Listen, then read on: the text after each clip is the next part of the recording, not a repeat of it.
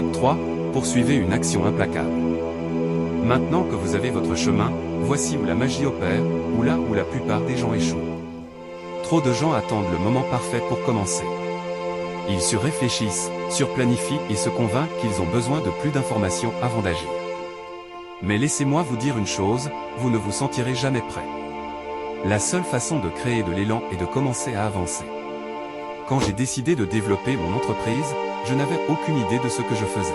Mon site web était amateur, mon pitch hésitant, et je me sentais comme un imposteur. Mais cela ne m'a pas arrêté. J'ai envoyé mon premier email à froid, fait ma première offre et commencé à connecter avec des gens. C'était désordonné, mais ça a marché. Ce qui est important, c'est que l'action crée de la clarté. Chaque pas que vous faites vous apprend quelque chose, même si c'est un échec. Et ce sont ces leçons qui séparent ceux qui agissent de ceux qui rêvent. Voici comment vous pouvez commencer aujourd'hui, faites un tout petit pas vers votre objectif. Si c'est la forme physique, allez marcher 10 minutes. Si c'est l'entreprise, contactez une personne potentielle. Ce n'est pas obligé d'être parfait. Il suffit que cela se produise.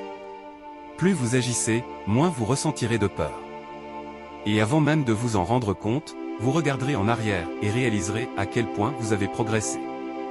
Étape 4. Créer de l'élan grâce à la cohérence. Voici l'arme secrète qui fera ou détruira